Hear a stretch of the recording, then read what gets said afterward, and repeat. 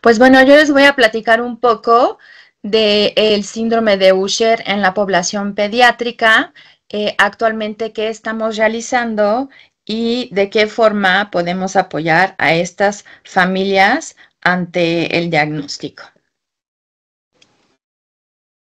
Pues bueno, repasando un poquito lo que ya nos comentó la doctora Melania, pues sabemos que el síndrome de Usher se va a caracterizar principalmente por dos deficiencias de tipo sensorial que incluyen pérdida de audición y alteraciones visuales. Dentro de la pérdida de audición también nos acompañamos de pérdida de equilibrio, ¿de acuerdo? Actualmente afecta entre 3.5 a 6.2 personas por cada 100,000 habitantes y ocurre en la misma frecuencia tanto en mujeres como en hombres. Actualmente es el responsable del 3 al 6% de todos los síndromes de tipo congénito en cuanto a pérdida de audición. Bueno, aquí les pongo un poquito en cuanto a la anatomía del oído interno para que podamos saber realmente dónde está afectado. Si observamos la figura A, vemos el oído interno de todos los mamíferos, ¿sí? Y si hacemos una proyección a la figura A, vamos a observar el oído interno en sí, que tiene una parte anterior, que es la cóclea o este pequeño caracol, y una parte posterior, que es el vestíbulo, que yo la mayoría de las veces le digo a los pacientes que parece como una flor minimalista. Y esta florecita se encarga de la parte del equilibrio, mientras que el caracolito se encarga de la audición. Si a este caracolito le hacemos un corte, vamos a encontrar en la figura D el órgano de Corti, que es el principal órgano de la audición, y si a este órgano le hacemos nuevamente un corte y le hacemos un zoom, vamos a encontrar unos cilios o unos estereocilios, ¿sí? Por eso se llama que el síndrome de Usher en el campo de la audiología es una ciliopatía, en donde los defectos que nos comentó la doctora Melania se encuentran dentro de las pequeñas proteínas que encuentran entre estos cilios, que tienen muchas funciones, ya sea de transmitir o transducir la información acústica que llega a nuestro cerebro. Como vimos, existen varios genes, ¿sí? Actualmente son 9 genes y estos genes afectan las diferentes proteínas. Vemos aquí un cuadro para el síndrome de Usher tipo 1, otro para el síndrome de Usher tipo 2 y para el síndrome de Usher tipo 3. Dentro de la población pediátrica, el más frecuente es el síndrome de Usher tipo 1, ¿sí? Entonces, me voy a centrar prácticamente en este síndrome. Repasemos un poquito. El síndrome de Usher tipo 1, vamos a detectar una sordera desde el nacimiento. Podemos observar problemas constantes de equilibrio. Todos aquellos niños que a la edad de 1 año, 3 meses, no han empezado a caminar y que se tambalean de forma frecuente, podemos sospechar que tienen un síndrome de Usher tipo 1. En el tipo 2, observamos una pérdida de moderada a severa desde el nacimiento, pero donde no tenemos una afectación tan importante dentro del equilibrio. La pérdida de visión en este tipo puede empezar durante la segunda o tercera década de la vida, mientras que en el tipo 1 puede empezar en la primera década de la vida. Son aquellos chiquitos que más o menos a los 10 años ya empiezan a tener problemas de visión y previamente utilizamos lentes a una edad más temprana. Mientras que el tipo 3 es el menos común y se caracteriza por una pérdida de audición postlingual. Eso significa que después de haber aprendido a hablar empieza esta pérdida, así como problemas de equilibrios ocasionales y una retinitis pigmentaria que puede variar el inicio de esta. Aquí les pongo un cuadro donde podemos ver los distintos tipos de Usher, y si observamos dentro de la audición, tenemos una pérdida de audición profunda que la mayoría de las veces se detecta al nacer por medio de un screening neonatal. En el tipo 2 vemos una pérdida de audición moderada grave al nacer. En el tipo 3, una pérdida de audición progresiva o que se puede presentar en la adolescencia temprana. En cuanto a la visión, vemos disminución de la visión nocturna en el tipo 1, que inicialmente empieza a los 10 años y puede ser de forma progresiva. En el tipo 2, una disminución de la visión nocturna en la adolescencia, progresando a una pérdida grave en la mediana edad. Y en el tipo 3, varía la pérdida de la visión, inicia con problemas nocturnos. Y en cuanto al equilibrio, podemos ver que en el tipo 1 empiezan desde el nacimiento, en el tipo 2 puede variar, y en el tipo 3, la gran mayoría de las veces, es un equilibrio de forma normal o un poco estable, que bueno, más adelante la doctora Guadalupe Nogués nos va a hablar de esta parte.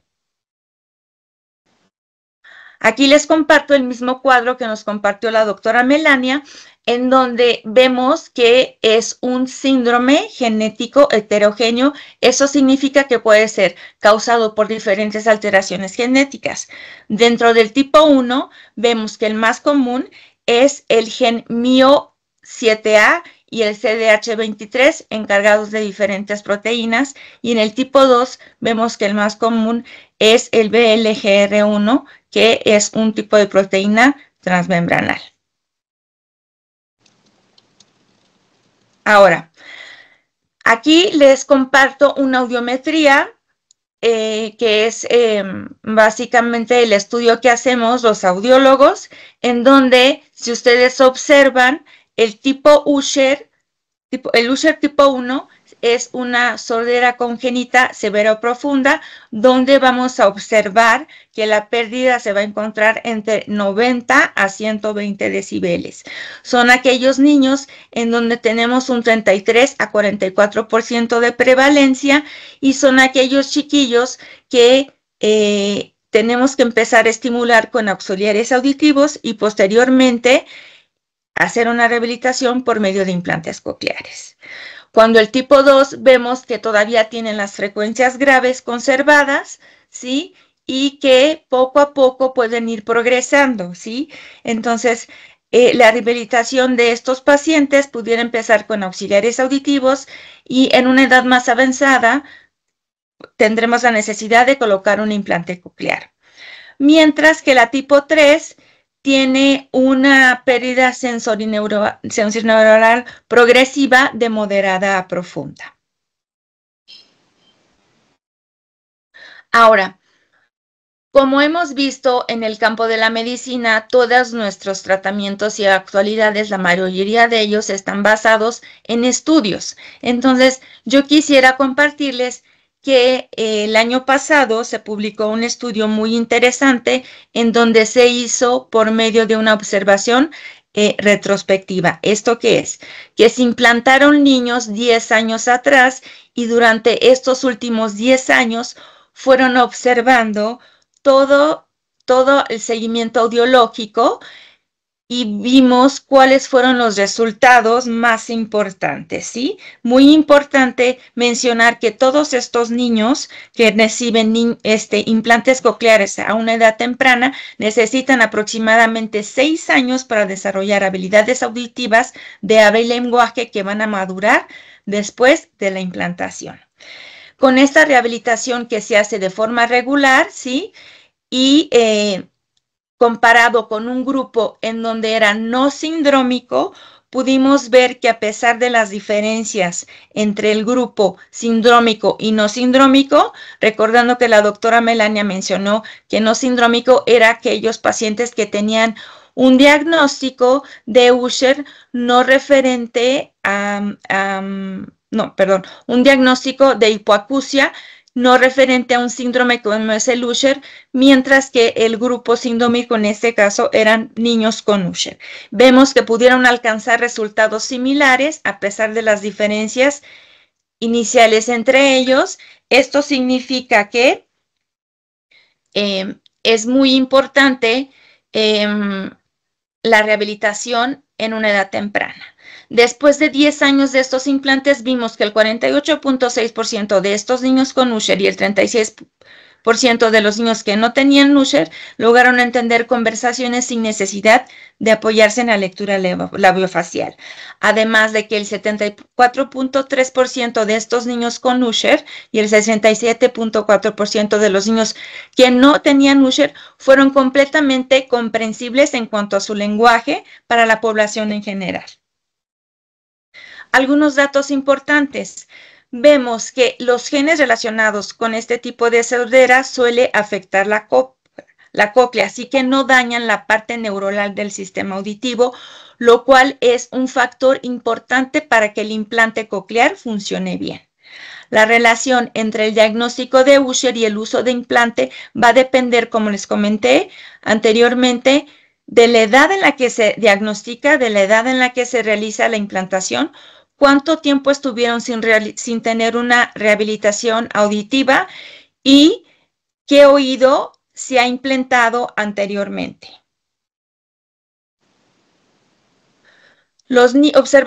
Observaron también que los niños que se implantaron antes de los 3 años obtuvieron mejores resultados que los pacientes mayores, tanto en el síndrome de Usher como en el grupo de los niños que no tenían ningún síndrome. Y además vimos también que es muy importante la implantación temprana para poder lograr desarrollar mejor las habilidades para el habla y la audición antes de que pierdan la vista. El gen MIO07A está relacionado con este síndrome, como les comentamos al principio, y no afecta tanto las neuronas a nivel auditivo, y eso hace que posterior a la implantación tengamos un mejor éxito. Encontramos también que el 40% de los pacientes que tienen este síndrome de Usher fueron detectados con este gen MIO07A, lo cual coincidió con estudios previos, y las personas con esta mutación suelen beneficiarse más de los implantes, como también vimos en otro estudio. En cambio, la mutación con el gen CDH23 tenemos un pronóstico reservado. Importante mencionar que también estas proteínas que menciono, PCDH15, CDH23 y GPR98, en cuanto a la participación en el desarrollo del cerebro que controla la audición en ratones y monos, que fue otro estudio que vieron, la falta de estas proteínas puede reducir cierto número de neuronas auditivas, lo que hace que también la rehabilitación de estos chicos con implante coclear sea reservada a evolución. ¿Cuáles son nuestros retos? El reto es diagnosticar de forma temprana el síndrome de Usher, ¿sí? ¿Por qué? Porque vemos que aquellos niños que tienen una pérdida profunda al nacer y si vemos que no empiezan a caminar a más tardar a los 20 meses, es importante realizarles un asesoramiento genético, ¿sí? Después de ver toda esta información, también observaron que las características del hueso temporal donde se ubica el oído interno dentro de los pacientes con síndrome de Usher, todos estos pacientes observamos que tienen degeneración en el órgano de Corti, que es la parte del oído interno, que les enseñé al principio mediante las gráficas. Ahora, ¿cuál sería el desafío para el futuro? Pues la terapia génica, que va a permitir tratamientos más personalizados para estos chicos. Y finalmente, como conclusiones, me gustaría mencionar que la intervención temprana y el apoyo intensivo pueden ayudar a mejorar y a manejar la mayoría de los problemas del desarrollo y comportamiento en niños con esta discapacidad auditiva y síndrome de Usher. Cuanto antes se atiendan a los niños sordos, más posibilidades hay de que mejoren en sus habilidades de habla y de lenguaje. Los beneficios de un diagnóstico e intervención temprana incluyen el asesoramiento genético a tiempo y una ayuda para educar a estas familias y lograr futuros trabajos en cuanto a su rehabilitación. Entender las causas del síndrome de Usher permite crear un plan de apoyo personalizado para cada niño. Muchas gracias. Dejo mis datos para cualquier cita que necesiten o orientación. Gracias.